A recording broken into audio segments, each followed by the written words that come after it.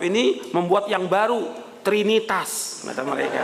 Ini kata mereka, karena mereka ini hidupnya sudah penuh dengan bid'ah, sudah menyimpang dari agama. Kepengen mereka ini juga salah, juga ada salahnya gitu. Dicari kesalahannya. Padahal ini bukan ibadah. Sekedar penjelasan untuk bisa dipahami dan memudahkan. Gitu. Kemudian, dan ini disebutkan oleh Syekhul Islam, Taimiyah, Ibnu Qayyim dan yang lain untuk memudahkan, dan juga para ulama Ahlus Sunnah. Kemudian, ikhwan fillah, azakumullah, objek kajian ilmu akidah itu, akidah dilihat dari sudut pandang sebagai ilmu sesuai konsep Ahlus Sunnah wal Jamaah, meliputi tauhid, iman, Islam, masalah yang gaib, kenabian, takdir, berita-berita tentang yang lalu, yang akan datang, dasar-dasar hukum yang qat'i, seluruh dasar agama dan keyakinan, termasuk pula sanggahan terhadap ahlul ahwa wal bid'ah. Jadi termasuk kita mengingkari pengekor hawa nafsu, firqah-firqah yang sesat, itu dibahas oleh para ulama Ahlus Sunnah. Jadi membahas juga tentang semua aliran dan sekte yang menyempal, lagi menyesatkan, serta sikap terhadap mereka. Supaya apa? Penjelasan ini umat tidak mengikuti aliran yang sesat. Harus dijelaskan. Tentunya semua berdasarkan ilmu, berdasarkan apa yang mereka perbuat. Seorang menilai orang itu sesat atau pemahaman itu sesat, aliran itu sesat, sesuai dengan keyakinan mereka dan apa yang mereka amalkan. Bukan kata orang. Mereka punya rujukan, kitab-kitab yang menjadi dasar pegangan mereka. Kemudian mereka punya amal yang mereka lakukan. Kita bisa lihat bahwa ini sudah menyimpang dari agama Islam. Bisa kita ya seperti itu. Dari bukunya, kitabnya, dan amalannya bisa ketahuan penyimpangan mereka. Kemudian ikhwan fillah, azakumullah, tentang istilah Ahlus Sunnah, ini kadang juga disebut tentang salaf ya. Antum bisa lihat definisi salaf itu di halaman 34. Tapi yang saya mau bahas tentang definisi Ahlus Sunnah wal Jamaah, karena ini penting ini. Ya, salaf juga termasuk daripada Ahlus Sunnah. Dan juga yang pertama kali menyebutkan tentang salaf itu Rasulullah SAW. Rasul mengatakan kepada anaknya Fatimah dalam riwayat Muslim, "Ni'mas salafu ana laki." Sebaik-baik salaf itu saya untuk engkau. Itu yang pertama kali mengucapkan siapa? Rasulullah SAW. Dan hadisnya sahih riwayat Imam Muslim. Jadi tentang salafus saleh artinya generasi yang pertama dari umat ini. Makanya Ahlus Sunnah wal Jamaah dikatakan juga salafiyin. Syekhul Islam Ibnu Taimiyah rahimahullah yang wafat tahun 728 Hijriah mengatakan begini, antum lihat di halaman 36. Halaman 36. Bukanlah merupakan aib bagi orang yang menampakkan manhaj salaf dan menisbatkan dirinya kepada salaf. Bahkan wajib menerima yang demikian berdasarkan kesepakatan para ulama, karena manhaj salaf tidak lain kecuali kebenaran. Jadi manhaj salaf ini kebenaran yang kita ikut karena dasarnya jelas Quran dan Sunnah. Kemudian definisi Ahlus Sunnah wal Jamaah. Ahlus Sunnah wal Jamaah adalah mereka yang menempuh seperti apa yang pernah ditempuh oleh Rasulullah SAW dan para sahabatnya. Disebut Ahlus Sunnah karena kuatnya mereka berpegang dan beritiba mengikuti sunnah Nabi SAW dan para sahabatnya. Anda perhatikan di sini. Disebut Ahlus Sunnah karena kuatnya mereka berpegang dan itiba mengikuti sunnah Nabi SAW dan para sahabatnya. Maka dikatakan mereka Ahlus Sunnah. Kemudian mereka juga disebut dengan Al-Jamaah.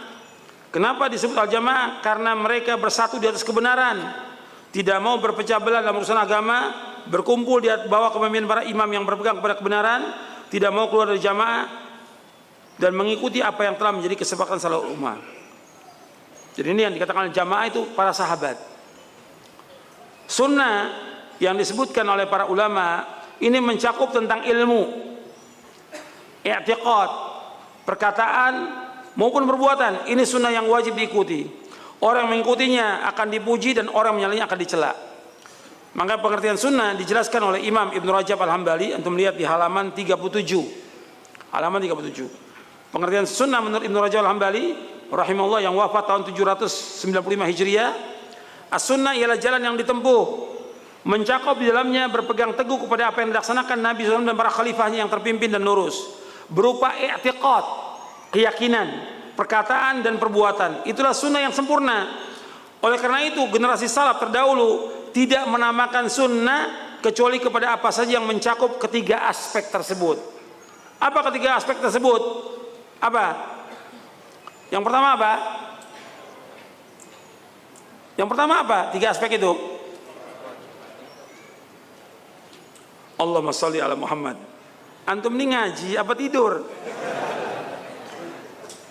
Saya ulangi, dengarkan baik-baik. As-sunnah, jalan yang tempuh mencakup di dalamnya berpegang teguh kepada apa yang dilaksanakan Nabi SAW dan para khalifahnya yang terpimpin dan lurus, berupa i'tiqad, keyakinan, perkataan, perbuatan. Itulah sunnah yang sempurna.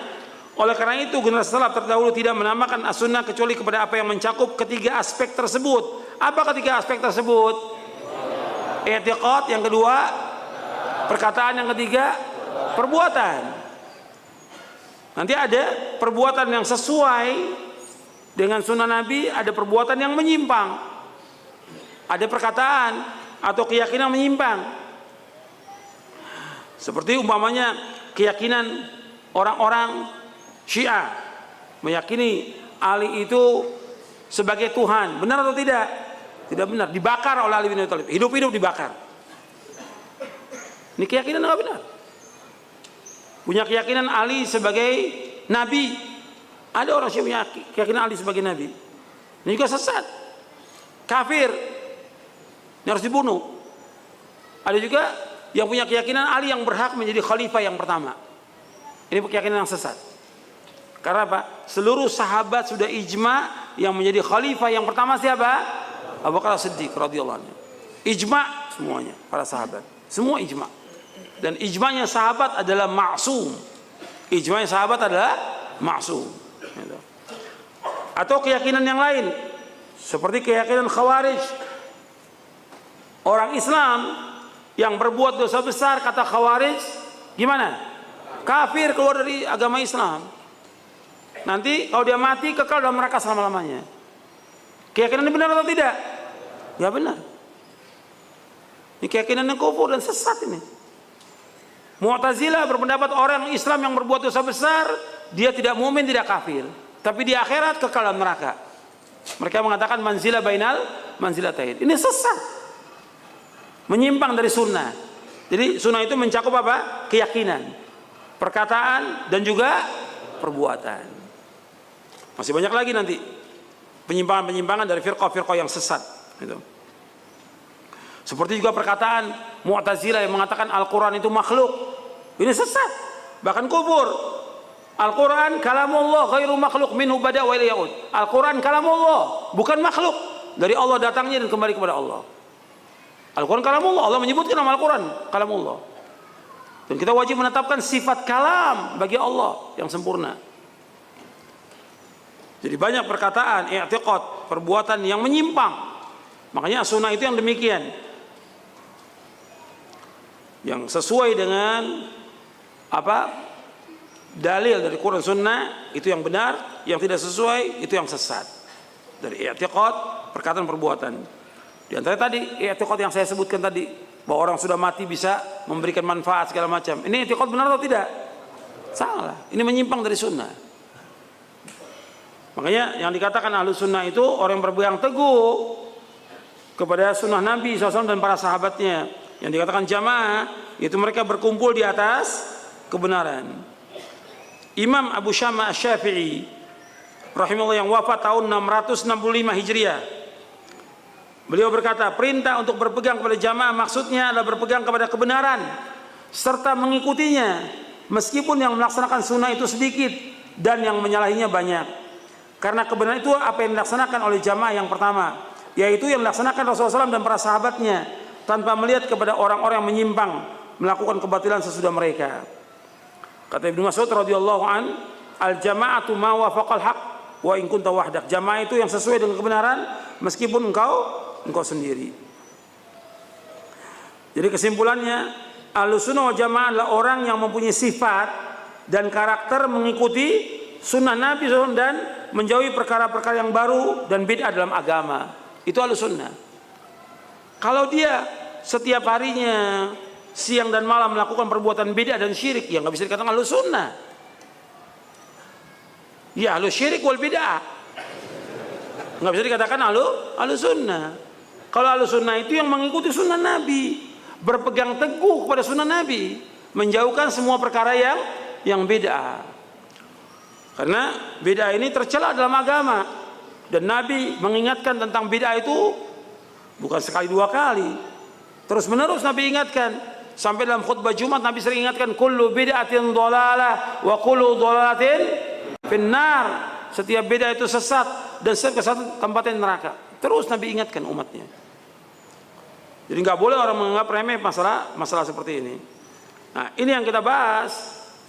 Pembahasan akidah ini ya mencakup masalah ini juga. Masalah menjelaskan tentang bid'ah, tentang ahlul ahwa wal bid'ah dan menjauhkan mereka. Makanya kita ini ahlus sunnah mengikuti jejak salafus saleh, termasuk orang-orang yang kata Nabi SAW, orang-orang yang soleh. Di tengah-tengah orang yang jelek yang banyak sekali.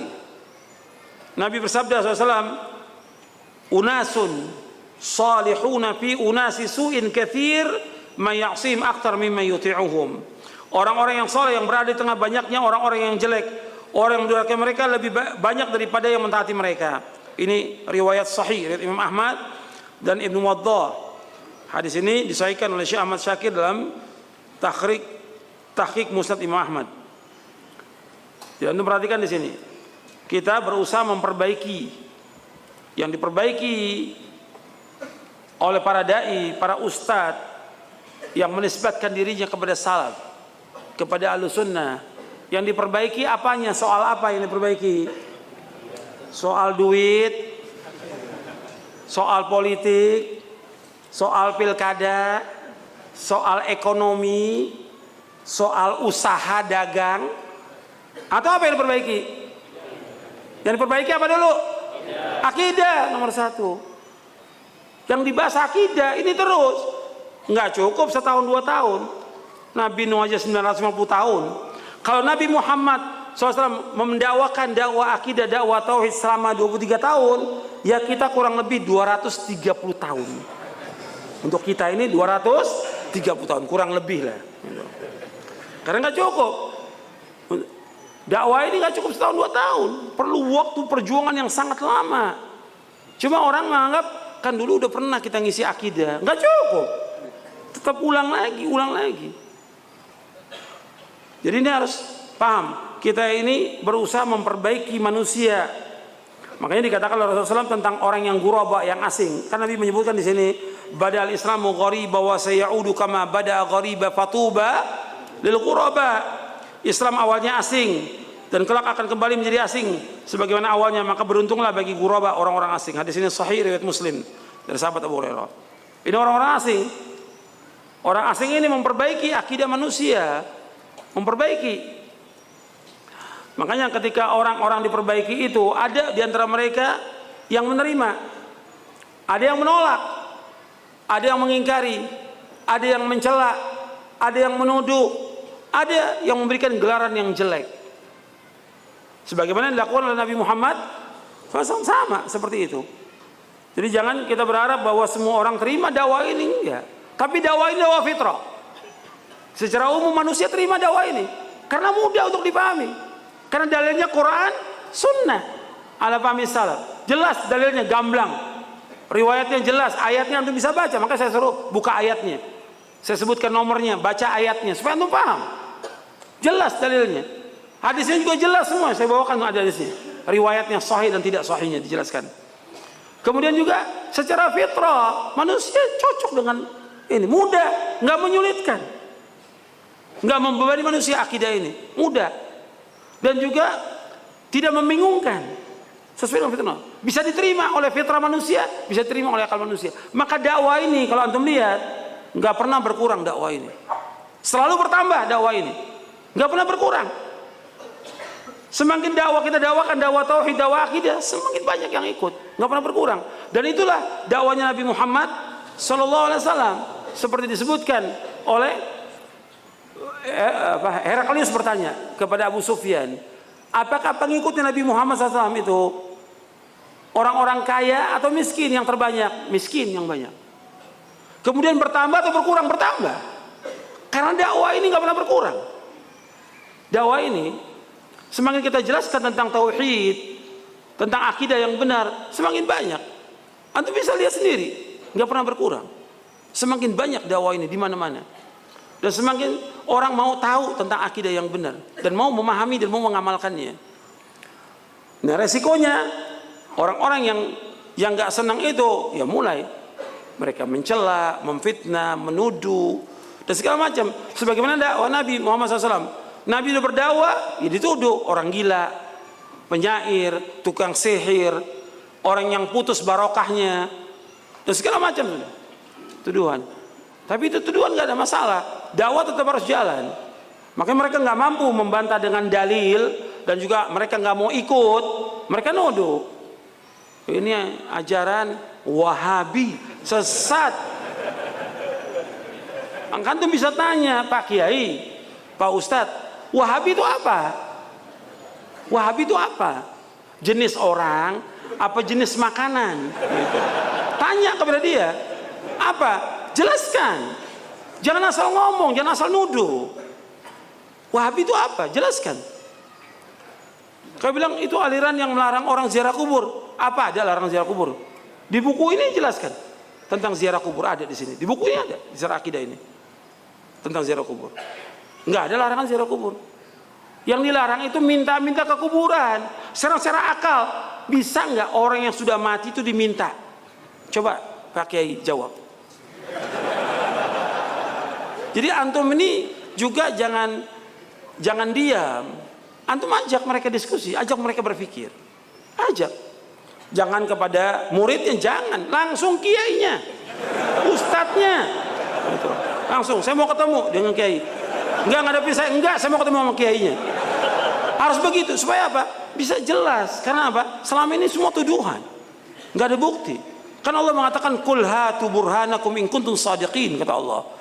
Katakan kepada mereka, mana bukti kamu, mana hujah kamu, mana dalil kamu. Jika kalian orang yang jujur. Begitu Islam, mana dalil kamu? Menuduh orang semua bisa, anak kecil juga bisa. Dan yang paling bisa menuduh orang gila. Sekarang ketika orang menuduh ini Wahabi sesat, dari mana? Yang diajarkan akidah yang benar kok tauhid. Akidah Ahlussunnah wal Jamaah. Ada dalilnya, ada keterangannya, ada rujukannya, ada marojinya, ada referensinya, bisa dilihat di kitab itu. Bukan kata orang.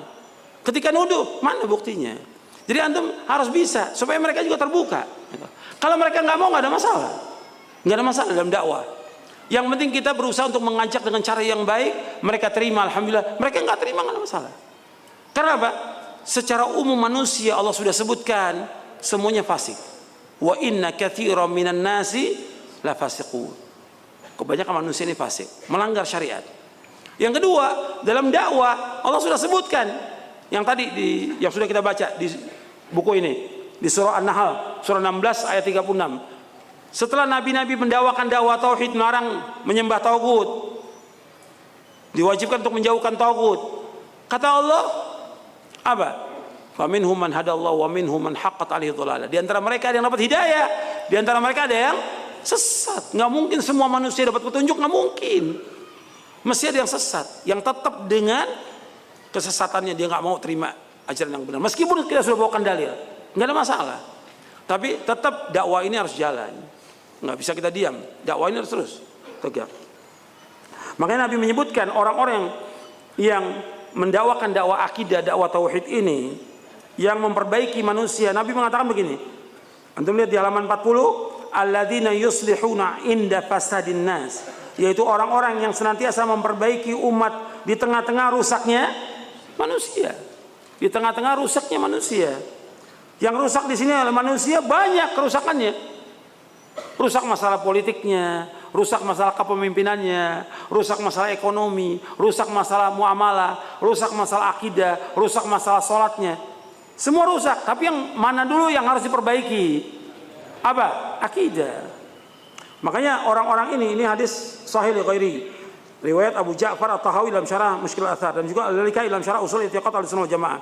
Nabi juga mengatakan alladzina yuslihuna ma afsadan nas min ba'di min sunnati. Yaitu orang yang memperbaiki sunnahku sepeninggalku sesudah dirusak oleh manusia. Jadi ikhwan fillah, akidah kita ini manhaj kita ini mengajak orang kepada kebaikan, memperbaiki manusia. Justru ini yang dibutuhkan oleh manusia. Dan ini bermanfaat untuk diri kita, manfaat untuk keluarga, untuk masyarakat, bahkan untuk bangsa Indonesia bermanfaat. Adanya orang-orang yang mendakwakan dakwah tauhid ini bermanfaat. Kenapa? Bahwa negara ini akan mendapatkan barokah dari Allah apabila rakyatnya apa? Beriman dan bertakwa kepada Allah. Yang ada semua kerusakan.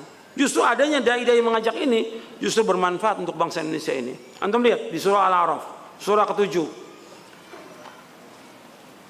Dan juga himbauan kepada para penguasa ini, biar mereka juga baca ayat ini. Bahwa dakwah kita dakwah yang membangun, bukan merusak.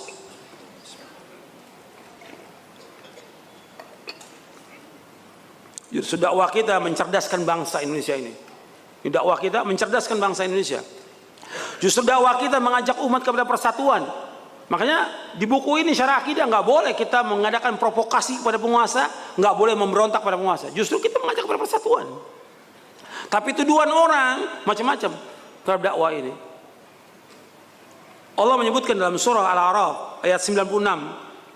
Surah yang ke-7 ayat 96. Walau anna ahlal qura amanu wattaqau la fatahna 'alaihim barakatin minas sama'i wal ard walakin kadzdzabu fa akhadnahum bima kanu yaksibun. Kalau seandainya penduduk desa mereka beriman dan bertakwa kepada Allah, kami akan bukakan bagi mereka barokah dari langit dan bumi. Akan tapi mereka mendustakan, maka kami siksa mereka dengan sebab apa yang mereka usahakan. Ya, ini mushafnya kan setiap antum mushaf dibawa, mushaf Al-Qur'an setiap ngaji itu. Supaya jelas bahwa kita justru dakwah mengajak orang kepada apa? Iman dan takwa. Kalau rakyat ini beriman bertakwa barokah. Tapi yang ada petaka, musibah, bencana dan yang lainnya. Karena apa? Banyaknya dosa dan maksiat dilakukan oleh manusia. Justru dengan dakwah kita mengajak mereka kepada kebaikan, kepada ketaatan. Kemudian antum perhatikan bahwa orang mengikuti jejak salafus saleh itu enggak lepas mereka untuk mempelajari hadis-hadis Nabi SAW. Maka At-Taifah Al-Mansurah, Ahlussunnah wal Jamaah dikatakan juga mereka ahlul hadis. Kata Imam Syafi'i begini, antum lihat di halaman 41. Kata Imam Syafi'i rahimahullah yang wafat tahun 204 Hijriah, Muhammad bin Idris Asy-Syafi'i rahimahullah rahmatan wasi'ah. Kata beliau begini, apabila aku melihat seorang ahli hadis seolah-olah aku melihat seorang dari sahabat Nabi SAW, mudah-mudahan Allah memberikan ganjaran yang terbaik kepada mereka. Mereka telah menjaga pokok-pokok agama untuk kita dan wajib atas kita berterima kasih atas usaha mereka. Justru Ahlussunnah ini justru menjaga agama dari hal yang menyimpang atau yang dimasukkan dalam agama ini, dari kesyirikan atau tambahan-tambahan atau bid'ah atau khurafat atau yang lain. Justru Ahlussunnah menjaga.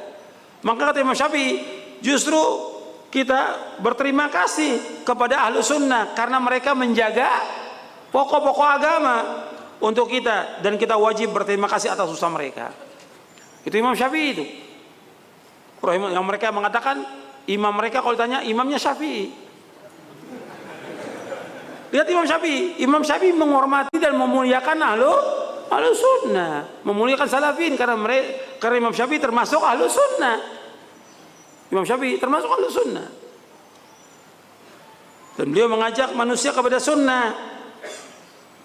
Jadi Imam Syafi'i justru mendoakan orang-orang mengikuti para sahabat ini agar mereka diberikan ganjaran yang terbaik. Kenapa? Mereka menjaga pokok-pokok agama. Pokok agama itu apa? Akidah, tauhid. Itu yang kita jaga. Justru ini yang kita jelaskan selalu siang dan malam dalam dakwah kita. Dan kita harus terima kasih kepada mereka, bukan dicela, bukan dituduh, bukan difitnah. Sebab kalau orang berbuat kesyirikan, kesian. Umat ini ketika mereka akidahnya menyimpang atau mereka berbuat kesyirikan, kesian. Kalau mereka mati dalam melakukan syirik, bagaimana akibatnya? Allah berfirman di dalam surah An-Nisa, dalil ya, dibawa dalil, bukan kata saya. Allah berfirman dalam surah An-Nisa ayat 48, innallaha la yaghfiru ayyushraka bihi wa yaghfiru ma duna dzalika liman yasha wa may yusyrik billahi faqad iftara itsman 'azima. Surah An-Nisa surah 4 ayat 48. Sesungguhnya Allah enggak akan mengampuni dosa orang yang berbuat apa? Syirik.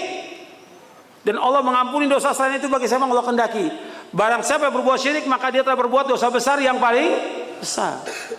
Bahkan Allah mengatakan orang yang berbuat syirik itu, Allah mengatakan sesat mereka. Yang mengatakan sesat siapa? Allah. Antum lihat ayatnya, surah An-Nisa ayat 116.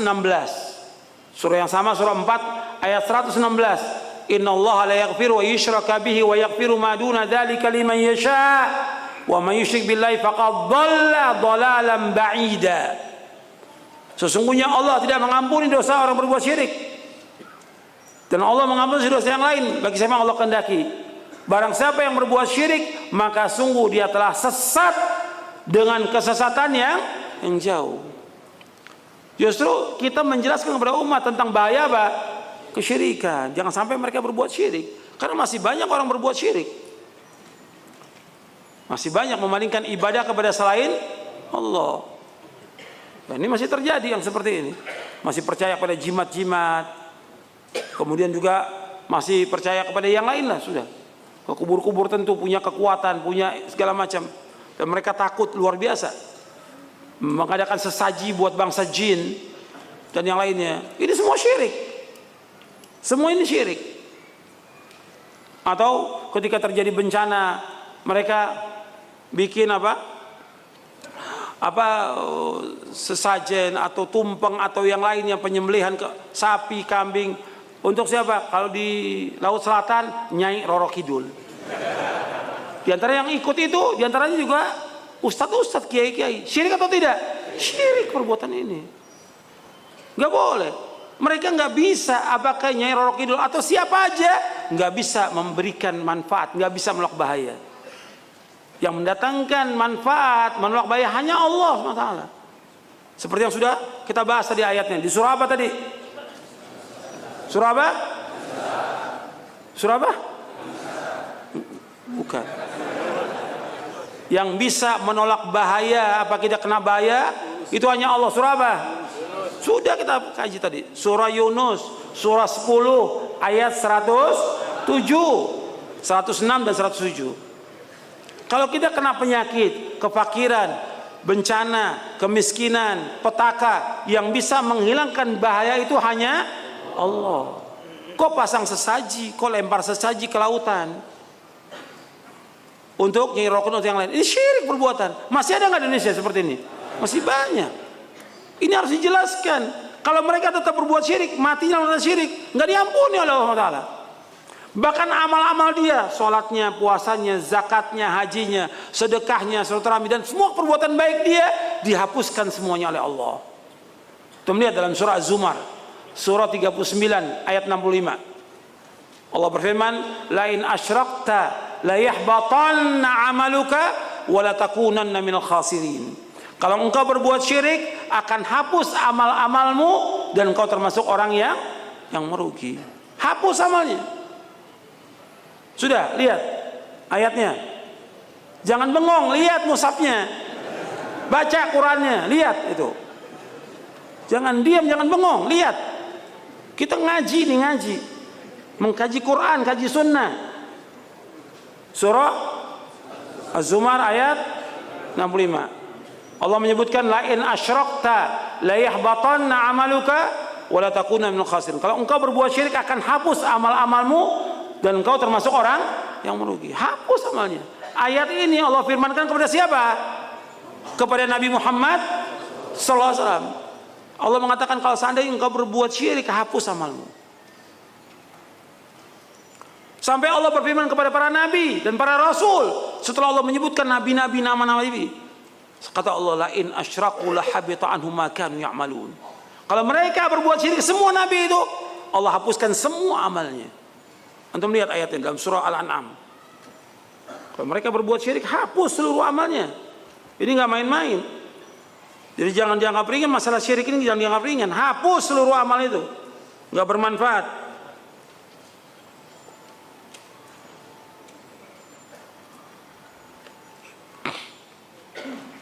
Walau asyraku la habita anhum ma kanu ya'malun. Surah Al-An'am ayat 88.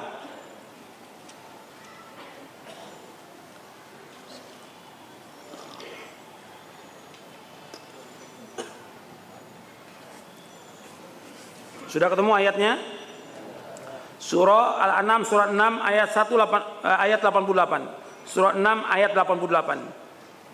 Allah berfirman, "Dzalika hudallah yahdi bihi man yasha'u min ibadihi walau asyraku lahabita anhum ma kanu ya'malun." Itulah petunjuk Allah yang Allah tunjuki dengannya siapa yang Allah kehendaki dari hamba-hambanya. Walau asyraku, kalau seandainya mereka itu berbuat syirik, siapa mereka itu? Siapa mereka itu? Para nabi dan rasul yang Allah sebutkan di atasnya. Ishak, Yakub, Daud, Sulaiman, Ayub, Yusuf, Musa, Harun, Zakaria, Yahya, Isa, Ilyas, Ismail, Yasa, Yunus, Lut, dan semuanya. Kalau seandainya mereka berbuat syirik, walau asyraku lahabita anhum ma kanu ya'malun. Kalau seandainya mereka berbuat syirik, sungguh akan hapus dari mereka apa-apa yang mereka amalkan. Jadi kalau seandainya para nabi, para rasul berbuat syirik, bagaimana? Hapus amalnya. Makanya kita jelaskan seperti ini supaya umat ini paham. Kita sayang kepada umat Islam agar jangan sampai mereka ini jatuh dalam kesyirikan. Kalau kesyirikan dan mereka terus berbuat syirik, seluruh amalnya akan hapus. Kalau mereka mati dalam keadaan syirik, bagaimana? Hapusnya amalnya? Hapus. Kemudian tempatnya di mana? Neraka. Allah menyebutkan orang yang berbuat syirik dan mati dalam keadaan syirik, diharamkan bagi mereka sorga, tempat tinggal neraka. Antum lihat dalam surah Al-Maidah surah 5 ayat 72. Surah Al-Maidah surah 5 ayat 72. Allah berfirman, innahu man yusyrik billahi faqad haramallahu alaihil jannah wa ma'wahun nar wa ma lidh-dhalimin min ansar. Di akhir ayat 72, innahu man yusyrik billahi faqad haramallahu alaihil jannah wa ma'wahun nar wa ma lidh-dhalimin min ansar. Sesungguhnya barang siapa berbuat syirik kepada Allah, sungguh Allah mengharamkan atasnya sorga, tempat tinggalnya neraka, dan orang-orang yang zalim itu tidak punya penolong. Orang-orang yang berbuat syirik dikatakan oleh Allah dalam Al-Quran zalim, karena syirik kezaliman yang paling besar. Seperti wasiat Luqman kepada anaknya, ya bunayya la tusyrik billah inna syirka la dzulmun adzim. Wahai anakku, jangan berbuat syirik, sesungguhnya syirik kezaliman yang amat besar. Maka orang berbuat syirik ya orang-orang yang zalim. Kemudian ikhwan fillah, kita lanjutkan. Kita masuk bab yang kedua. Bab yang kedua juga enggak semuanya kita bahas.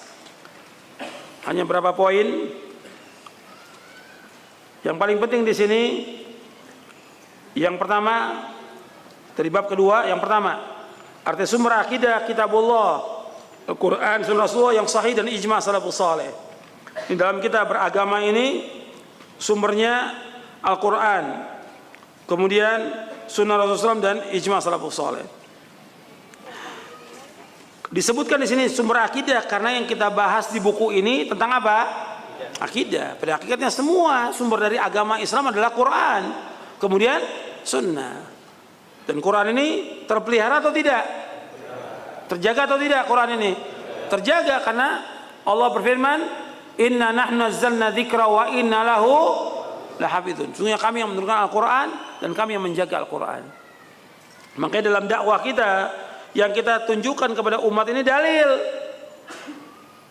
Quran, sunnah, qala Allahu qala Rasul. Ini dalilnya firman Allah, ini sabda Rasulullah. Selalu dalam dakwah seperti itu, bukan perkataan kita. Bukan ijtihad kita, bukan, tapi qala Allah, qala Rasul. Dan ini sebaik-baik petunjuk. Karena Nabi bersabda apa? Wa khairul huda huda Muhammad SAW. Kan Nabi bersabda, fa inna asdaqal hadithi kitabullah. Sebaik-baik perkataan itu kitabullah. Dan sebaik-baik petunjuk, wa khairul hadi hadi Muhammadin, sebaik petunjuk Nabi Muhammad SAW. Jangan ikuti petunjuknya ustadz atau guru atau syekh. Ikuti petunjuknya siapa? Nabi Muhammad SAW. Makanya kalau ada orang suka bertanya, Ustadz, saya mohon petunjuk. Petunjuknya ada dalam Quran dan Sunnah. Kamu baca dari awal sampai akhir. Ya mohon petunjuk, bukan nama kita, mohon petunjuk Allah. Ihdinas siratal mustaqim. Ya Allah, tunjukilah kami ke jalan yang lurus. Jadi kalau orang minta mohon petunjuk, petunjuknya ada dalam Quran, petunjuknya ada dalam Sunnah. Tinggal antum baca. Kalau nggak bisa paham, tanya kepada orang yang paham tentang apa yang mau dibahas. Karena luas petunjuk ini. Dan itu yang kita minta kepada Allah. Makanya kita minta setiap hari, Allahumma inni as'alukal huda wat tuqa wal afafa wal ghina. Allahumma inni as'alukal huda wat tuqa wal afafa wal ghina. Hadis ini sahih, riwayat Muslim. Ya Allah, berikan aku petunjuk, ketakwaan, terpelihara, tidak minta-minta pada manusia, dan kecukupan. Hadis ini sahih. Itu doa tiap hari untuk baca dan bisa dibaca waktu sujud. Allahumma inni as'alukal huda wat tuqa wal afafa wal ghina. Ada dalam buku doa dan wirid, antum bisa baca. Jadi sumber akidah kita kembali Quran, sunnah Nabi yang sahih. Dua ini yang Nabi katakan, taraktu fikum amrayni lan tadillu ma tamassaktum bima kitaballah wa sunnati. Aku tinggalkan dua perkara yang kalian tidak akan sesat selama kalian berpegang dengan dua perkara ini, yaitu kitabullah dan sunnahku. Makanya ini yang harus kita pegang. Sumbernya dalam kita mengkaji, dalam kita mengaji, dalam kita beragama, dalil dari Quran Sunnah. Kalau ada orang memberikan petunjuk begini, ada ya ini sudah kesepakatan ulama mengatakan ini. Dalil. Kok sepakat ulama? Dari dulu ulama mengerjakan begini. Dalil. Dalilnya tanya dong dalilnya. Bukan ulama. Kan para ulama juga mengatakan kalau ada pendapatku menyalahi sunnah Rasulullah, kata mereka apa? Buang pendapatku, ikuti apa? Sunnah Rasulullah. Nah sekarang kadang-kadang orang dibawa, dia anggap perkataan ulama ini lebih tinggi dari Quran dan sunnah. Ini perkataan yang batil. Batil. Sesat. Menyesatkan umat Islam. Yang paling tinggi Quran dan sunnah. Itu yang harus kita ajak umat kepada qala Allah, qala Rasul. Bagaimana Rasul mengerjakan, itu kita ikut. Kan ada ulama mengatakan begini, kalau sudah datang dalil, batal semua pendapat ulama. Idza waradal athar batala an-nazar. Idza waradal athar batala an-nazar. Apabila sudah datang dalil, batal semua pendapat. Batal semua pendapat, batal semua ijtihad. Dalil yang kita ikut. Jadi jangan mau dibawa kepada syekh atau ulama, jangan, dalil dulu. Nanti ulama yang kemudian menjelaskan dalil ini. Tapi bukan kemudian ulama yang kemudian kita ikuti dalilnya dibuang. Dan ini terjadi yang seperti ini. Begitu juga kalau kita lihat contoh Nabi dalam kita beragama, Nabi ada nggak mencontohkan dalam masalah ibadah kepada Allah? Yang paling tahu ibadah kepada Allah siapa? Rasulullah SAW. Rasul diutus oleh Allah untuk ditaati. Yang kalau orang mentaati dia pasti masuk surga. Ketika dia menyalahi Rasulullah pasti masuk neraka. Pasti itu. Semua serba kepastian. Dalilnya apa? Nabi bersabda dalam hadis yang sahih. Kata Nabi SAW, kullu ummati yadkhulul jannah illa man aba. Qila wa man ya'bi Rasulullah, qala man ata'ani dakhala jannah wa man asani faqad aba. Akhrajahul Bukhari. Kata Nabi, setiap umatku akan masuk surga kecuali yang enggan. Siapa yang enggan Rasulullah? Yang taat kepada aku dia masuk surga, yang tidak taat berarti dia enggan masuk surga. Makanya Allah berfirman dalam surah An-Nur, surah yang ke-24 ayat 63. Allah berfirman, "Falyahdharil ladzina yukhalifuna an amri an tusibahum fitnatun aw yusibahum adzabun alim." Hendaklah berhati-hati orang-orang yang menyalahi perintahnya. Perintah siapa di sini? Perintah Rasulullah SAW. Akan ditimpa fitnah atau azab yang pedih. Kalau orang sudah menyalahi sunnah Rasulullah, pasti tertimpa apa? Fitnah atau azab yang pedih. Bukan main-main, azab. Makanya kita wajib taat kepada Rasulullah SAW. Mutlak wajib taat. Kalau sudah datang dalil dari Quran Sunnah, sami'na wa ata'na. Itu orang beriman begitu. Kalau dipanggil kepada Allah, dipanggil kepada Rasul, jawaban mereka sami'na wa ata'na. Di dalam surah apa itu ayatnya? Sami'na wa ata'na kalimatnya. Surah apa? Jangan asbun, jangan asal bunyi. Siapa yang bisa sebutkan dalilnya? Orang beriman, kalau diajak kepada Allah dan Rasulnya, mereka mengatakan sami'na wa ata'na. Di antara antum nih udah lama ngaji. Di antara antum ustad. Masa nggak bisa jawab?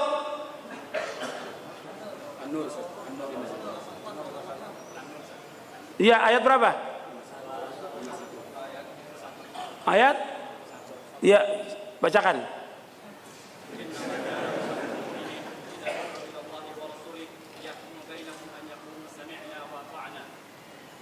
Wa ulaika humul muflihun. Naam. Innama kana qaulal mu'minina idza du'u ila Allah wa rasulih yahkumu bainahum ay yaqulu sami'na wa ata'na wa ulaika humul muflihun. Dalam surah An-Nur ayat 51. Jadi kalau sudah datang dalil dari Quran dan Sunnah, ini ajaran dari akidah Ahlussunnah wal Jamaah, seperti itu ajarannya. Para sahabat langsung kalau sudah datang perintah Nabi, sami'na wa ata'na. Enggak, nanti dulu. Pendapat saya begini. Ini menurut ulama begini. Menurut masyayikh begini. Menurut ini begini. Ini dalil. Sami'na wa ata'na, ikut. Untuk melihat di ayat 51. Innama kana qaulal mu'minina idza du'u ila Allah wa rasulih liyahkuma bainahum ay yaqulu sami'na wa ata'na wa ulaika humul muflihun. Sesungguhnya perkataan orang beriman apabila diajak kepada Allah Rasulnya untuk dihukumi di antara mereka, mereka mengatakan sami'na wa ata'na. Dan mereka orang-orang yang menang, orang yang sukses. Makanya di poin yang kelima, antum lihat di sini, poin yang kelima. Ini penting dalam kita beragama ini, dalam kita berakidah, dalam kita beribadah. Ini penting, poin yang kelima ini. Antum lihat. Berserah diri, taslim, patuh dan taat hanya kepada Allah dan Rasulnya secara lahir dan batin. Tidak menolak sesuatu yang dari Al-Quran dan Sunnah yang sahih, baik menolaknya itu dengan kias, analogi, perasaan, kasyaf, iluminasi atau penyingkapan tabir rahasia, sesuatu yang gaib, ucapan seorang syekh ataupun pendapat imam-imam dan lainnya. Allah berfirman di dalam surah An-Nisa ayat 65, "Fala wa rabbika la yu'minuna hatta yuhaqqimuka fima shajara bainahum thumma la yajidu fi anfusihim harajan mimma qadaita wa yusallimu taslima." Maka demi Rabbmu, mereka tidak beriman sebelum mereka menjadikan engkau Muhammad sebagai hakim dalam perkara yang mereka perselisihkan, sehingga kemudian tidak ada rasa keberatan dalam hati mereka terhadap putusan yang engkau berikan dan mereka menerima dengan sepenuhnya. Arti di sini, kalau Rasulullah sudah putuskan satu perkara, apakah itu wajib, apakah itu haram, atau boleh, atau tidak, maka kita wajib untuk tunduk. Enggak dikatakan beriman sampai kita jadikan Rasul sebagai hakim. Itu yang pertama.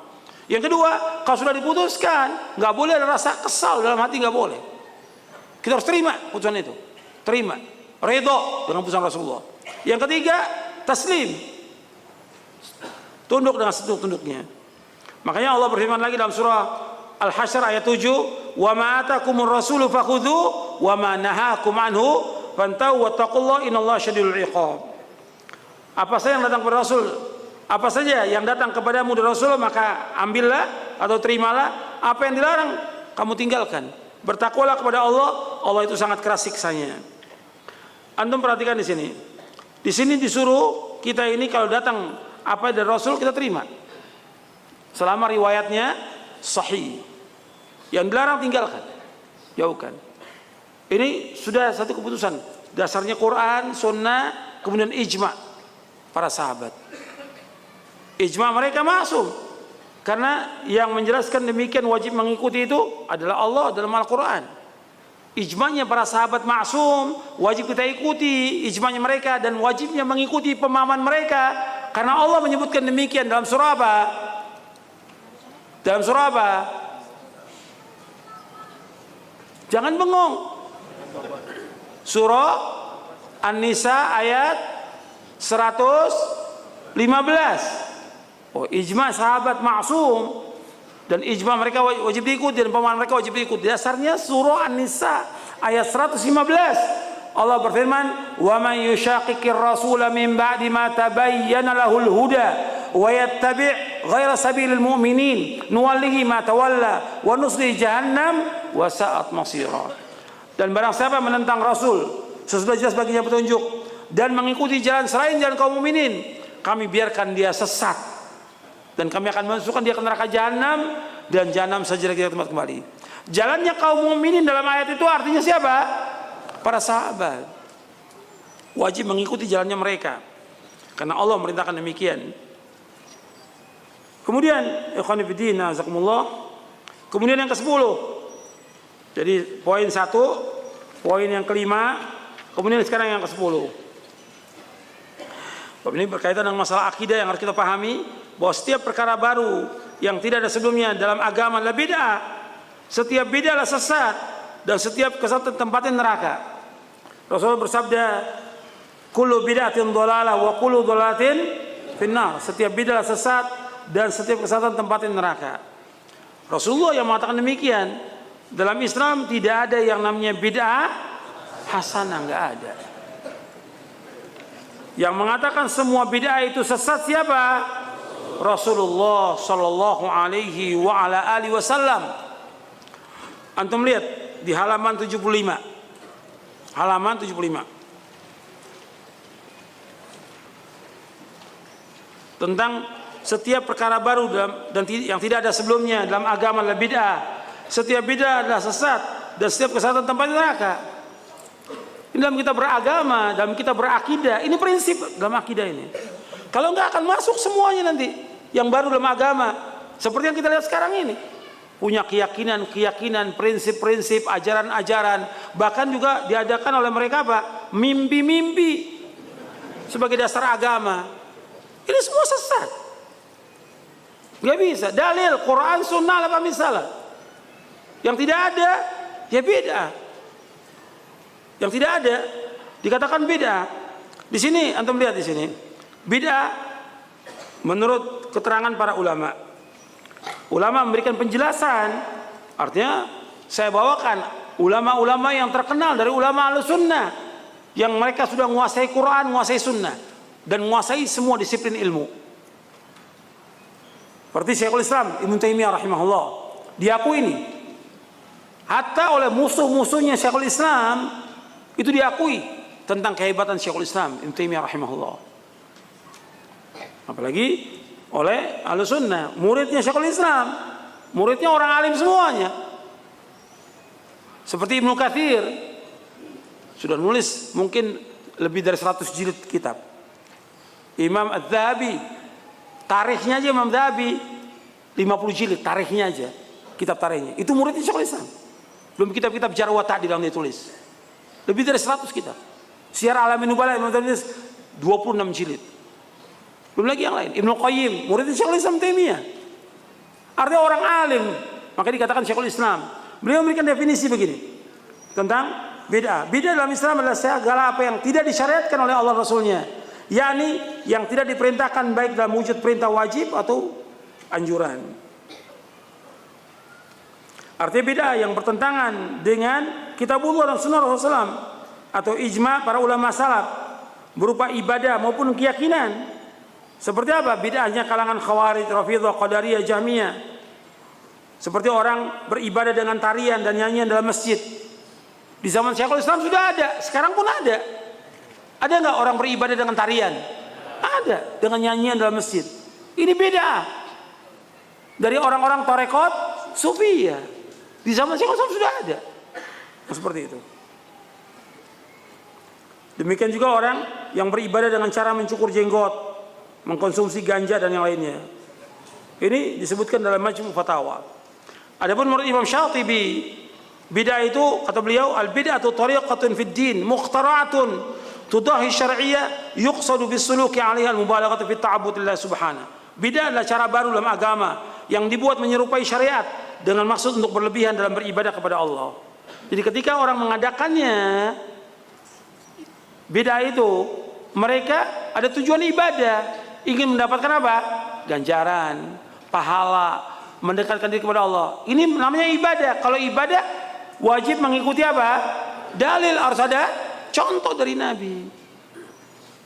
Ini katakan bid'ah itu satu cara dalam agama yang diada-adakan oleh manusia menyerupai syariat.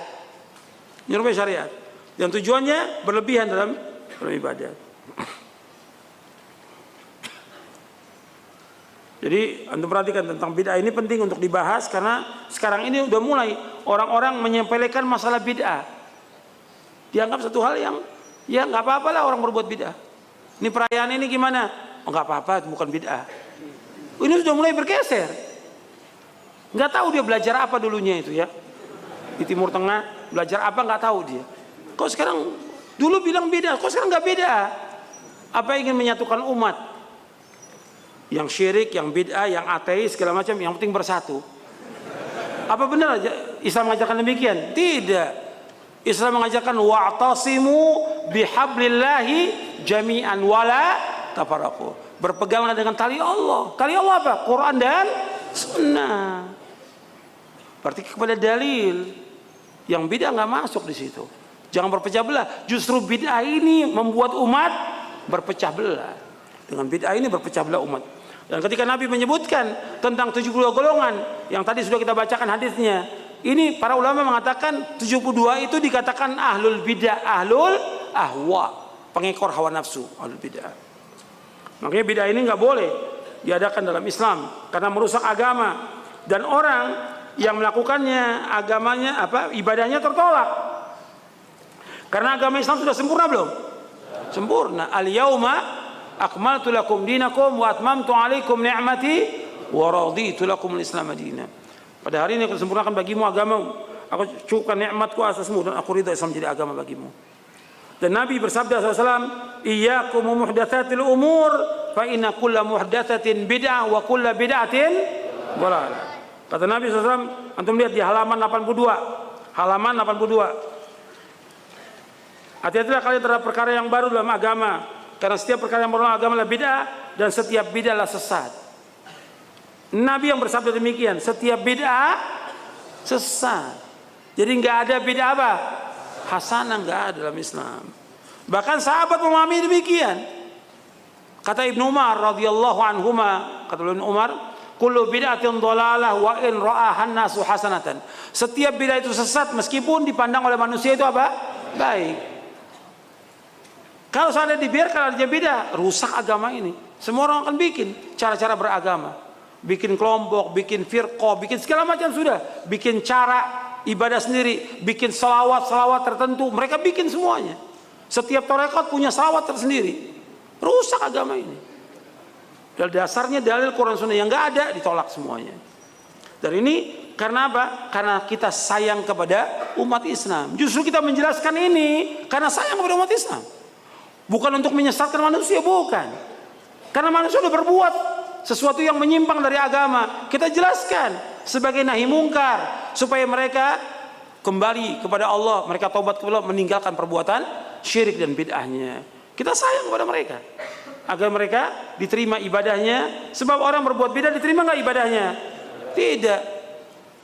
Di hadis yang kelima dalam Arba'in Nawawi dari Ummul Mukminin Aisyah radhiyallahu anha wa ardaha, Nabi bersabda SAW, man ahdatha fi amrina hadza ma laysa minhu fa huwa raddun. Barang siapa mengadakan satu yang baru dalam agama kami yang enggak ada contohnya, amalan itu tertolak. Kesian kan kalau umat Islam melakukan amal yang tertolak.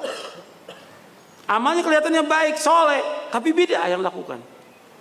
Orang pandang itu baik, tapi bid'ah, tertolak. Hadisnya sahih dari Bukhari dan Muslim. Justru kita menjelaskan ini karena sayang kepada umat Islam. Makanya Bid'ah itu semuanya sesat. Bahkan bid'ah ini dicintai oleh siapa?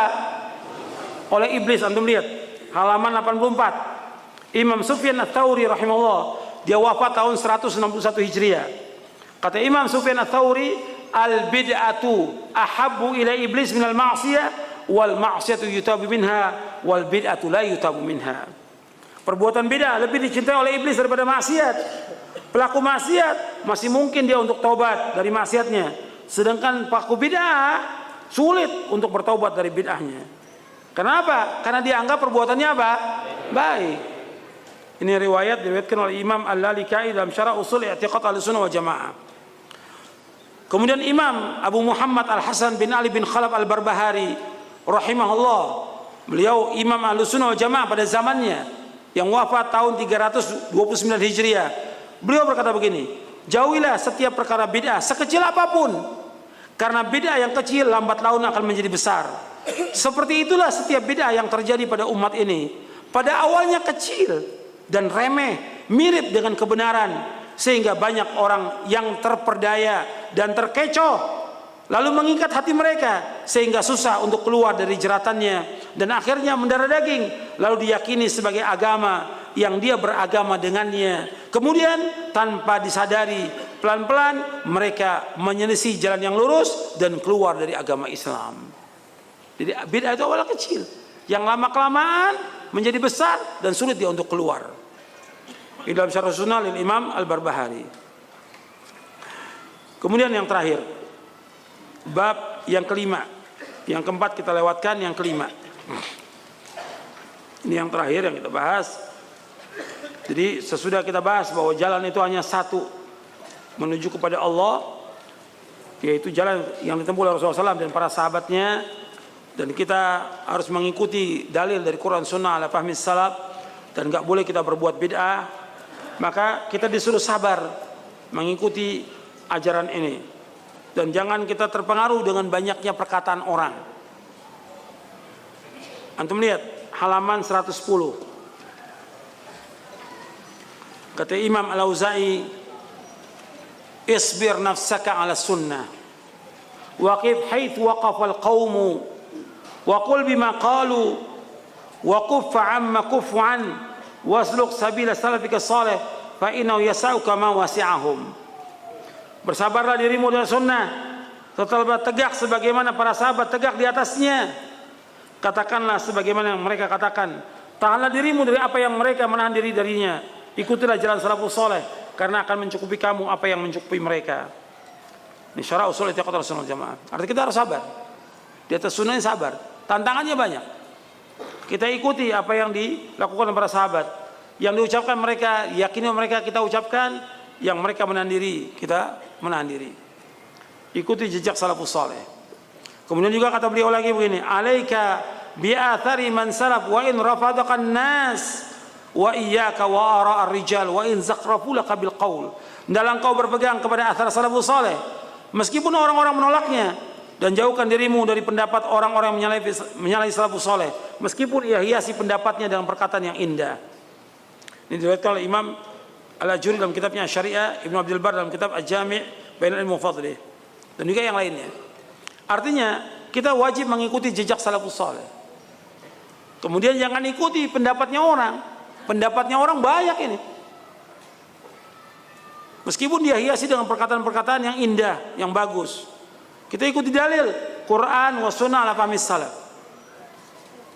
Kemudian yang terakhir, ikhwan fillah azakumullah, kita enggak boleh menyimpang dari pemahaman mereka, enggak boleh. Harus ikut pemahaman mereka. Kalau menyimpang pasti sesat. Pasti sesuai dengan nas ayat Al-Qur'an tadi. Di surah apa tadi? Surah apa tadi? Kok bengong? Surah An-Nisa ayat 115. Orang yang menyimpang dari pemahaman salaf kata Allah sesat. Allah yang mengatakan sesat. Allah. Kemudian Syekhul Islam mengatakan begini.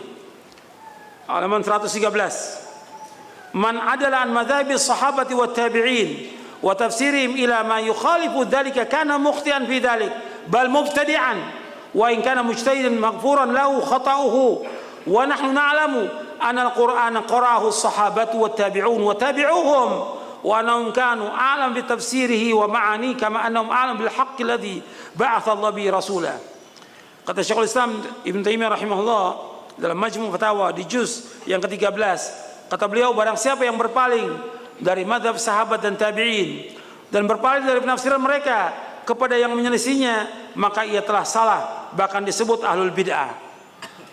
Jika ia sebagai mujtahid, maka kesalahannya akan diampuni. Kita mengetahui bahwa Al-Quran telah dibaca oleh para sahabat, tabi'in dan yang mengikuti mereka, dan sungguh mereka lebih mengetahui tentang penafsiran Al-Quran dan makna-maknanya, sebagaimana mereka lebih mengetahui tentang kebenaran yang dengannya Allah mengutus Rasulnya sallallahu alaihi wasallam.